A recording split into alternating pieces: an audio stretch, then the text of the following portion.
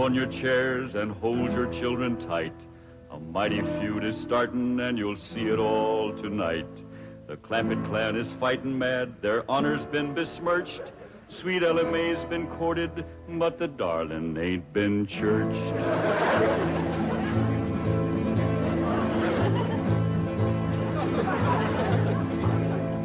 It was young Sonny Drysdale that courted her and fled. And now the Drysdale family will feel hot Clampett lead.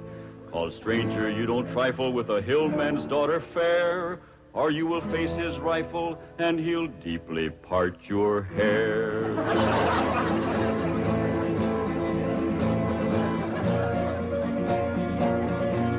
Now here's the handsome rascal that started this here feud.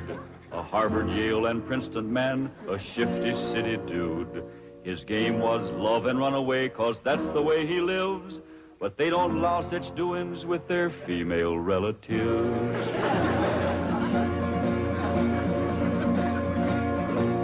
So now they're on their way next door, loaded up for bear. And if my name was Drysdale, I'd be getting out of there. 'Cause mountain justice does demand that when a wrong's been done, the kin of him that done it must also face a gun.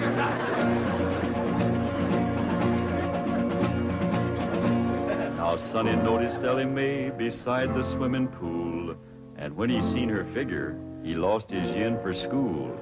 He wrapped himself up in a towel and played upon his lyre, and while he twanged, the songs he sang did set her heart afire.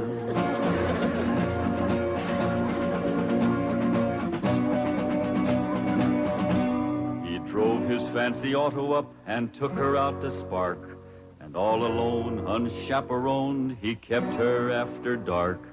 He took her in the parlor and he taught her to be grand. He showed her how to walk and talk and tried to kiss her hand.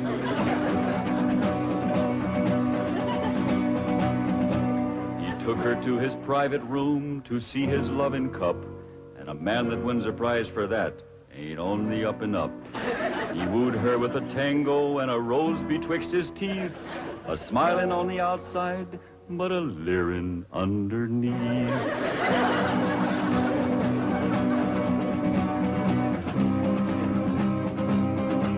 They even had a wedding dance, and he joined in the fling. He brought along his dancing shoes, but didn't bring no ring. The Clampetts was a-planning for a wedding in the Vale, but they was duped. He flew the coop and went running back to Yale.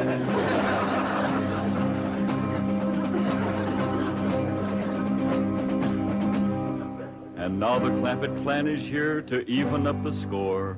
I wouldn't want to be the man who opens up that door. He'll have to face their fury, on revenge they are intent. And if his name is Drysdale, his life ain't worth a cent. It's that butler fella.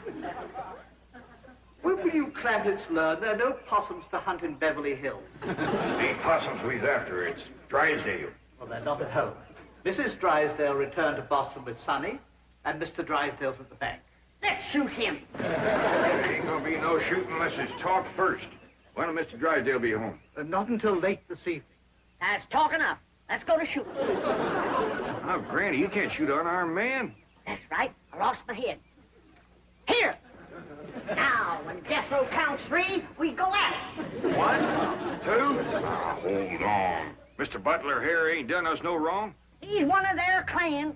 I said there ain't gonna be no shooting unless it's talk first. I'll speak to Mr. Drysdale. Thank you kindly, Mr. Butler. Yes. Thank you very kindly, Mr. Butler. Why didn't you ask him to dance with you? I was ashamed of you in front of these young ones. Is that any way to learn them feuding? Oh, it takes my family to know how to feud. Why, we drove the Botkins clean out of Napoleon, Tennessee, chased them off, burnt their shack, and shoveled their footsteps off the path. Hot diggity dog. That's what I call feuding. I'm sure proud to come from a family like yours, Granny. That's the Moses family. Too bad our blood is being thinned out, cooled off, and watered down with the Clampett blood.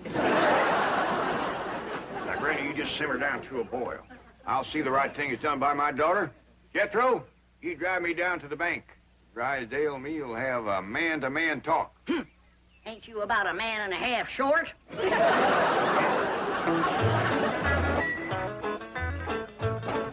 Now, you wait here. I'll go and see Mr. Drysdale. You flush him out, Uncle Jed. I'll get him on the run. Now, who told you to bring that? Granny, she says there's got to be one fighting man in the family. You just drive around a while and cool off. Pick me up here in about a half hour. Okay, Uncle Jed.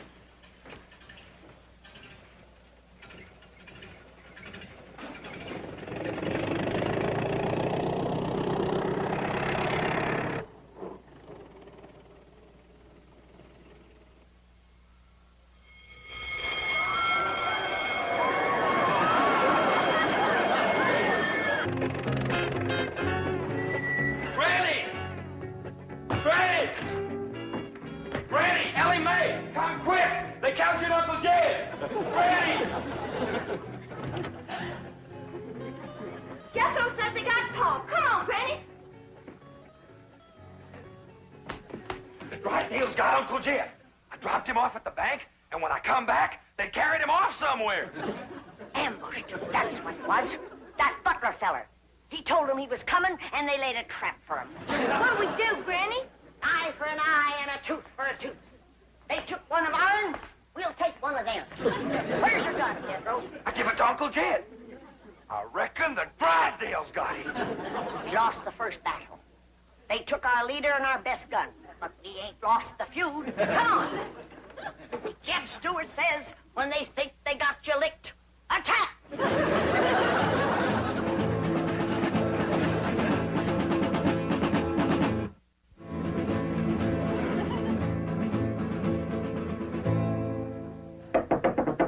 Jethro, when he opens the door, you grab him. Ellie, hold his gun. Yes. Okay, Granny, let's go. Cut me down. Put her down, Jethro. We don't want her. Who don't? We don't. What's going on? There's a feud going on. You know something, Ellie? Feuding's fun. Jethro, put her down. They got one of our men folks. We're going to take one of their men folks. How about we take her along as kind of an extra? No, not unless they captured one of our women folks. Elly May, you go in there and surrender. I ain't gonna do it. Jethro, put her down. How about I towed her as far as home and then let her escape? A little at a time. Wait, what's the meaning of this? He's the one we want. You towed him, Ellie. My arms is full. Jethro, put her down before I take you to the woodshed. You look awful busy, Granny. Maybe I should go to the woodshed and wait for you.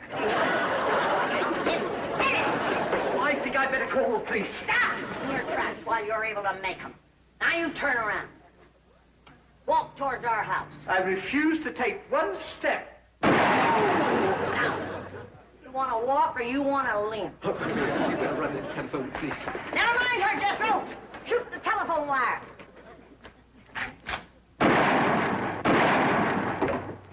There's what's having your mind on women can do to you. It took you 2 shots to get that wire. Oh, Granny, I got 2 wires.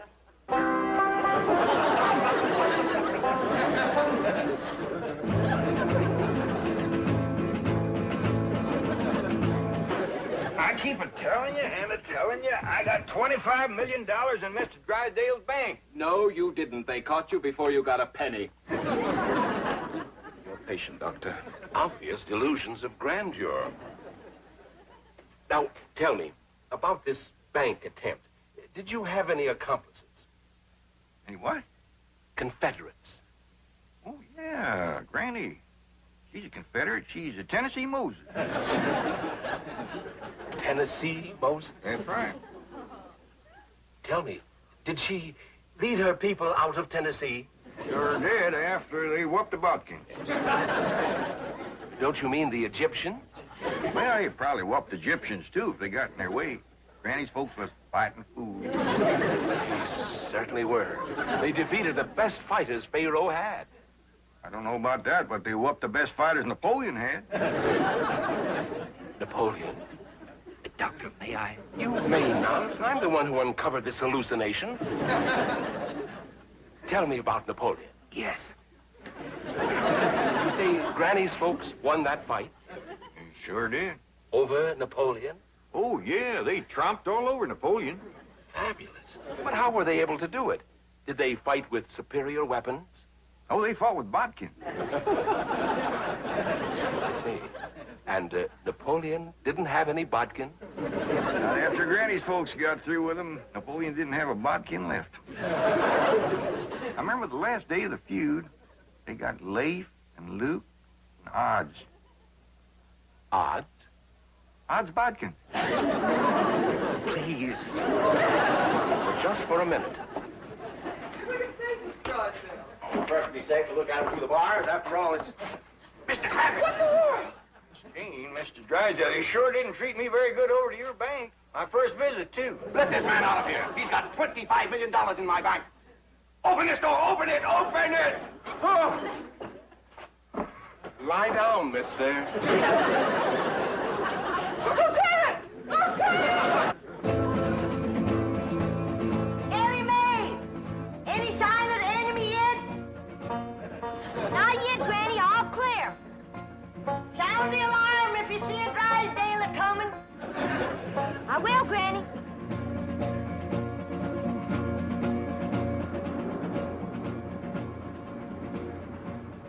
You see, all my employees are trained to be on the lookout for bank robbers. So, naturally, when they saw you walk in with your rifle, their first instinct, well, it appeared to them that was just... Well, it was... You're not mad, are you, Mr. Clampett? Well, no, not about the bank, but we's all right upset at Sonny for running off and jilting Elly May. Sonny? Jilted Elly May? Well, that's what we'd call it. He spiked her for 2 weeks running. Took her driving, dancing, held her hand, kept her out past dark. Back where we come from, that's just the same as saying, will you? Provided the girl is 12 or better. Mr. Clampett, you have my word of honor. I had no idea that Elly May or any of you took Sonny seriously. Now, the moment we get to your house, I'm going to telephone Sonny in Boston. Get him on the first plane, and he'll be here tonight to propose marriage to Elly May. Well, now, that sure is going to smooth Granny's ruffled feathers. She's been madder than a barefoot centipede standing on a hot rock. She'll be happy when we get there. Yes, bless her sweet little heart.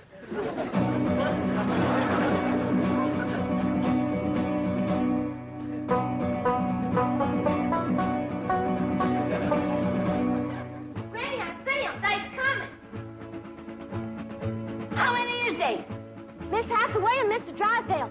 And they's holding Pa prisoner. Come on down. We'll stop them at the gate or blast them at the barricades. Careful! They's a-coming! Get ready to do battle!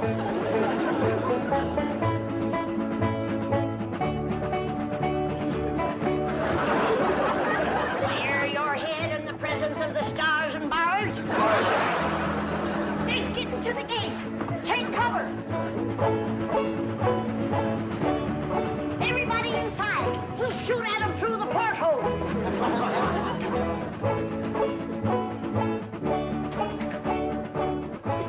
You won't hit Pa, will you, Granny? Don't worry, honey. I can hit a new-laid egg out of the nest without budging the hen.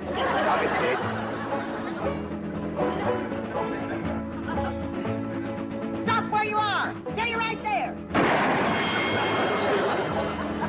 Granny, it's me, Mr. Drysdale. I'm coming in. Let's get out of here. I don't worry them Yankees who they're feuding with.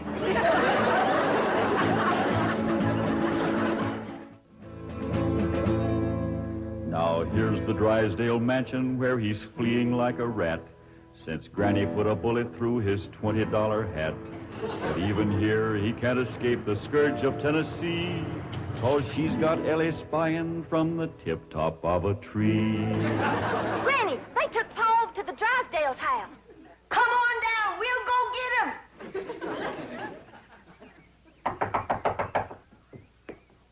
Well, I reckon we'll have to call her on the telephone. When Granny's feuding, she's sometimes hard to reason with. Reckon seeing you with that rifle kind of set her off.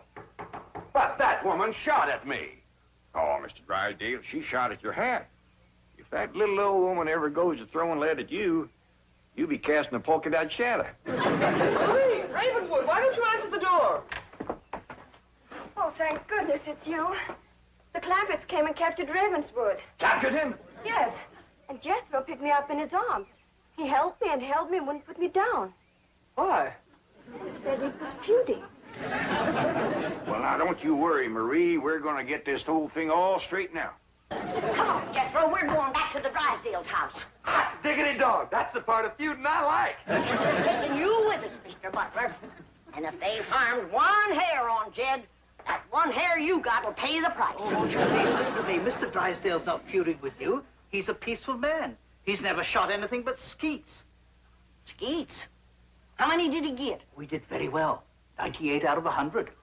That's better than we did with the Bodkins. You ready, Granny? Come on, young'uns, we got our feuding cut out for us. That Drysdale's our shooting fool.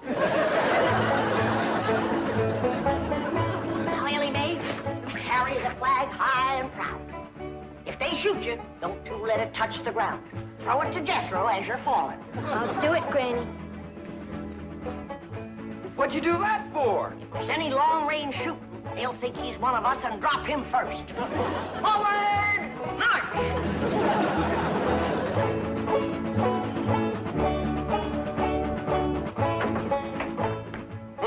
No wonder the phone wouldn't work.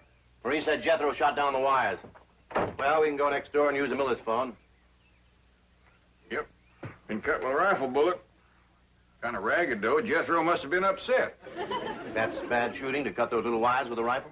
Why, when that boy puts his mind to it, he can pick a gnat off a plate of grits at 500 feet in a heavy fog. I'm the only one that can outshoot him. Except for Granny and Elly May. Well, what skeet shooters should make. What skeet? Oh, they're clay pigeons. That's what I shoot. Clay pigeon? Oh, it's wonderful. I love it. Your wife must be a first-rate cook.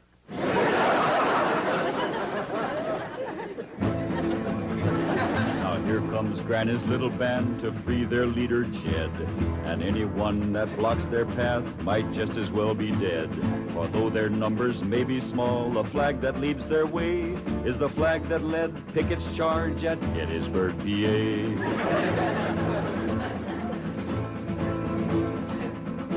Stop for a minute. I got an idea. We use Mr. Butler here as a decoy, and we'll surprise him. What you mean, Granny? You knock on the door, and you yell to him inside that it's you. Then we'll rush in and we'll get Jed. And maybe somebody else, too, huh, Granny? You keep your mind on your feuding. Come on.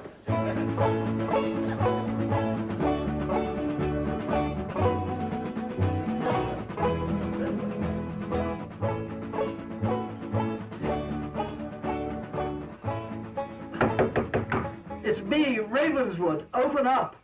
Marie, you may open it. Nothing to be afraid of. It's just Ravenswood. Step aside, decoy. Elly, you guard him. Jethro. When they open the door, we'll rush him.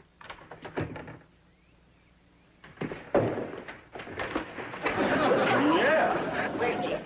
What'd you do with him? Oh. Talk fast. Oh, he's not here. He's next door with Mr. Drysdale. Search the house, Jethro. Jethro! Jethro! Yeah, Granny? Put her down. She's light as a feather. Put her down and go look for your Uncle Jed.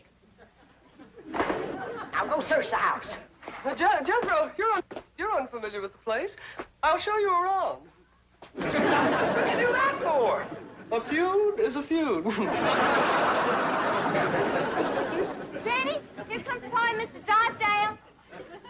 I'll pick that varmint off like I picked a bodkin off a rail fence. Hey, what in the world are you doing? I'm guarding a decoy, Paul. Ravenswood, you Boston Yankee, bear your head in the presence of our flag. See, our flag? My family came from Tennessee. Mine did too. Jed, I always did like this man. Why, sure, Granny, and he's going to make Sonny do the right thing by Elly May. What does that mean, Paul? Going to make Sonny come back here and marry you. I don't want to marry Sonny. See, Granny, the whole doggone feud was for nothing. Not altogether, Jed. Why, we might never have known that Mr. Drysdale here was a fine gentleman from Tennessee. Tell me, ever hear of the Moses family? Hear of them? Why, my mother's family feuded with them for years. You mean your mother was a bodkin? Mr. Drysdale, don't ask me why. I just commenced a running. You heard him. Run, you yellow bodkin, I'm a Moses.